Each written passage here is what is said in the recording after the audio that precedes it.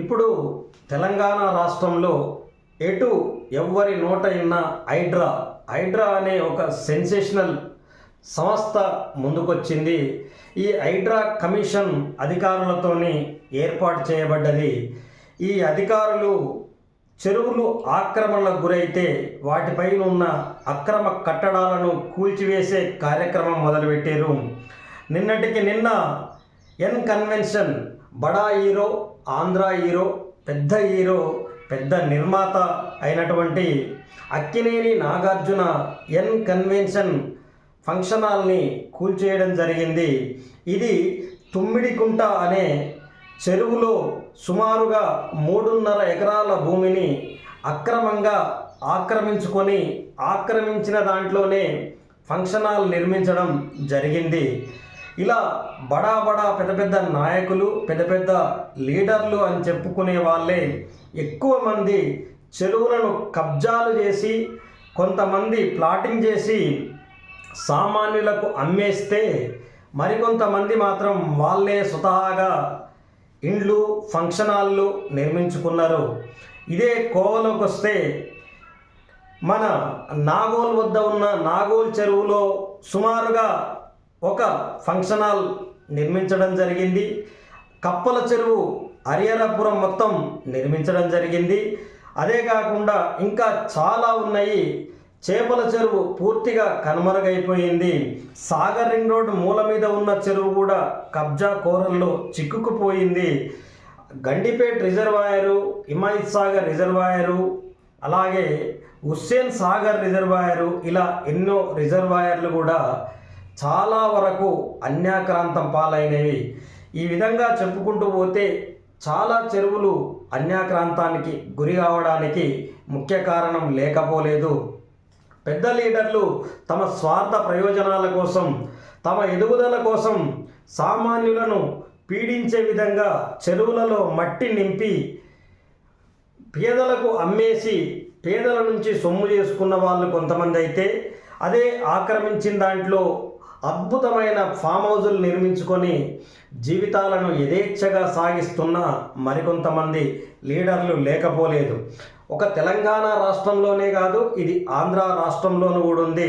సుమారుగా హైదరాబాద్ మహానగరంలో 185 చెరువులుంటే, హైదరాబాద్ జిహెచ్ఎంసీ పరిధిలో 185 చెరువులకు గాను ఈరోజు 45 చెరువులు, అది కూడా పాక్షికంగా మిగిలి ఉన్నాయంటే మనం అర్థం చేసుకోవచ్చు. ఏ చిన్న వర్షం వచ్చినా కంప్లీట్గా హైదరాబాద్ రోడ్లపైన ఎంత వెడల్పైన, ఎంత అద్భుతమైన నాలాలు నిర్మించినా కానీ నీళ్లు నిలుస్తున్నాయంటే ముఖ్య కారణము చెరువుల దురాక్రమణలు.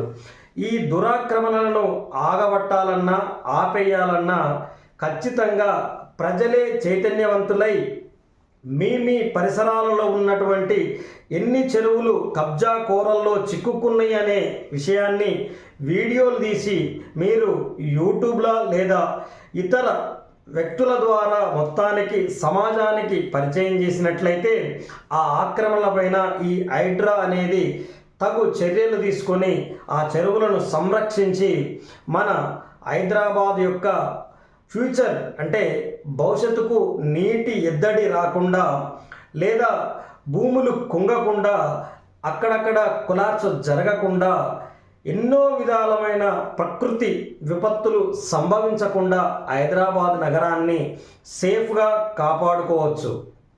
ఇదే క్రమంలో ఆలోచించినట్లయితే పల్లె చెరువు అనేది పూర్తిగా కబ్జా కోరల్లో చిక్కుకుపోయింది. ఉందా సాగర్ కూడా కబ్జా కోరల్లోనే ఉంది. శంషాబాద్ చెరువు కబ్జా కోరల్లో ఉంది. అదేవిధంగా మిరాలన్ ట్యాంకులో ప్రముఖ మన కవిత ఎవరైతే ఉన్నారో ఆమెకు సంబంధించిన అక్రమాస్తులు ఉన్నాయని కూడా మిరాలన్ చెరువులో అర్థమైపోయింది. ఇదే కాకుండా ఇంకా ఎన్నో చెరువులు ఉన్నాయి. తుమ్మిడి చెరువు, ఎంజాల్ దగ్గర ఉన్నటువంటి ఇంజాపూర్ చెరువు కింద ఉన్నటువంటి తుర్కెంజాల్ చెరువు, ఆ తర్వాత బతుకమ్మ కుంట హయత్ నగర్లో, ఇలా కుంట్లూరు చెరువు 100 ఎకరాల పరిధి ఉంటే ఈరోజు 80 ఎకరాలకు పడిపోయింది. సుమారుగా 23 ఎకరాల భూమి అక్రమాల పాలయ్యింది. ఇలా చెప్పుకుంటూ పోతే హైదరాబాద్ మహానగరంలో సుమారుగా 200 చెరువులు ఏదైతే హెచ్ఎండిఏ పరిధిలో ఔటర్ రింగ్ రోడ్ పరిధి లోపల ఉన్నటువంటి 200 చెరువులు కబ్జా కోరల్లో చిక్కుకున్నాయి. పస్మాల చెరువులో యథేచ్ఛగా విల్లాసు నిర్మిస్తున్నారు.